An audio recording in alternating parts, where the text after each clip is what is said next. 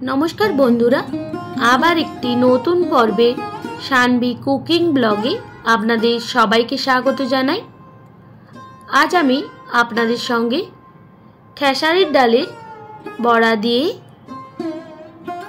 आमेर टक झोल recipe share करब। तार जोन्नो एखाने आमी 150 ग्रामेर मतो खेसारिर डाल भिजिए निएछि। डालटा प्राय 20 থেকে 25 मिनट मतो भिजिए रेखेछिलाम। तारपर भालोभाबे धुए जल झरिए निएछि। एरपर एरकम एकटा मिक्सिंग जारे सब डालगुलो दिए स्वाद मतो नुन दिए और हाफ चामच मतो जिरेर गुड़ो और कयेकटा काँचा लंका दिए भालोभाबे बेटे नेब। बाटा होये गेछे एकदम एई रकम मिहि पेस्ट करे निएछि। एरपर एकटा कड़ाई बसिए कड़ाईटा भालोभाबे गरम करे ताते परिमाण मतो सरिषार तेल दिए एबार एके एके चामचे करे किछुटा परिमाणे डालेर बैटार दिए बड़ार शेपे भेजे नेब। এইভাবে আমি একসঙ্গে 10 থেকে 12টা বড়ার শেপে দিয়ে বড়াগুলো ভেজে নেব। আপনারা যদি একসঙ্গে এতগুলো ভাজতে না পারেন তাহলে 3 থেকে 4টা দিয়েও এইভাবে ভেজে নেবেন। এটা এক সাইড থেকে খুব ভালোভাবে ভাজা হয়ে যাওয়ার পর তারপরই অপর সাইডটা উল্টাবেন। এক সাইড ভালোভাবে ভাজা হয়ে গেছে তারপর অপর সাইডটাও উল্টে এইভাবে ভেজে নিচ্ছি। আর অবশ্যই বড়াগুলো ভাজার সময় গ্যাসের ফ্লেমটা একদম লো রাখবেন, না হলে বড়াগুলোর ওপর থেকে পুড়ে যাবে আর ভেতরটা কাঁচাই রয়ে যাবে।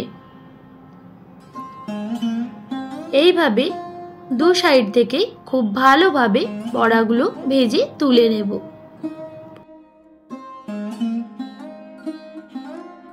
আবারও কড়াই তেল দিয়ে একইভাবে বাকি বড়াগুলো ভেজে নেব। আমি একটু বেশি পরিমাণে বানিয়েছিলাম। আপনারা যদি কম পরিমাণে বানাতে চান তাহলে 50 থেকে 75 গ্রাম ডাল নিয়ে ভিজিয়ে এইভাবে বানিয়ে নেবেন। তাতেই অনেকগুলোই বড়া বানানো হয়ে যায়। বড়াগুলো সব ভেজে তুলে নিয়ে ওই কড়াইটায় আবারও পরিমাণ মতো তেল দিয়ে এবার কেটে রাখা আলুগুলো ভেজে নেব। কেটে রাখা আলুগুলো দিয়ে স্বাদ মতো নুন দিয়ে হলুদ গুঁড়ো দিয়ে একসঙ্গে ভালোভাবে মিক্স করে একটা ঢাকনা দিয়ে ঢেকে গ্যাসের ফ্লেমটা লো করে 5 মিনিট মতো রেখে দিয়েছিলাম। ফিরে আসলাম 5 মিনিট পর। আবারও ঢাকনা সরিয়ে 2 থেকে 3 মিনিট মতো এইভাবে ভেজে নিলেই দেখবেন আলুগুলো খুব ভালোভাবে ভাজা হয়ে গেছে আর সেদ্ধ হয়ে গেছে। তারপর নামিয়ে নিয়ে আরও 2 চামচ মতো সরিষার তেল দিয়ে কয়েকটা চেরা কাঁচা লঙ্কা, হাফ চামচ মতো 5 ফোড়ন আর কেটে রাখা আম দিয়ে স্বাদ মতো নুন দিয়ে আমগুলো একটু ভেজে নেব। তাহলে আমগুলো খুব তাড়াতাড়ি নরম হয়ে যায়। আর দিয়ে দিলাম হাফ চামচ মতো হলুদের গুঁড়ো। আমগুলো 1 থেকে 1.5 মিনিট মতো ভেজে নেওয়ার পর দিয়ে দিলাম 1 চামচ জিরে গুঁড়ো আর 1 চামচ মতো লঙ্কার গুঁড়ো আর 1 টেবিল চামচ সরিষা বাটা। এবার খুব ভালোভাবে মশলা কষিয়ে নেব।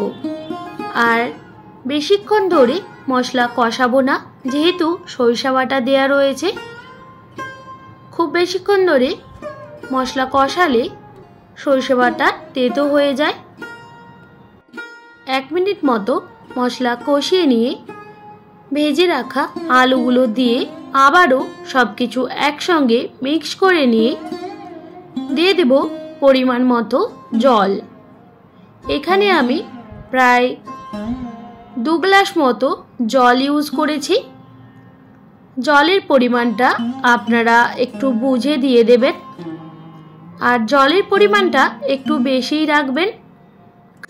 বড়াগুলো দেওয়ার পর ঝোলটা অনেকটাই শুকিয়ে যায়।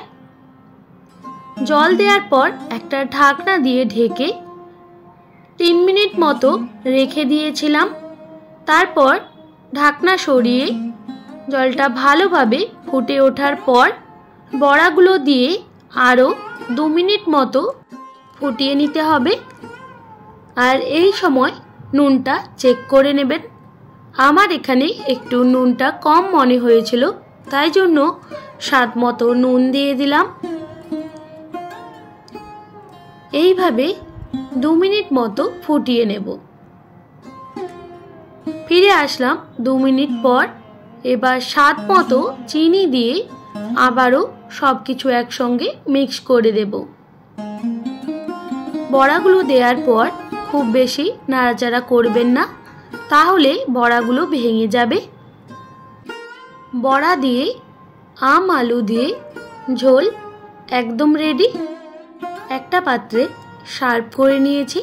আশা করি আজকের রেসিপিটি আপনাদের ভালো লেগেছে।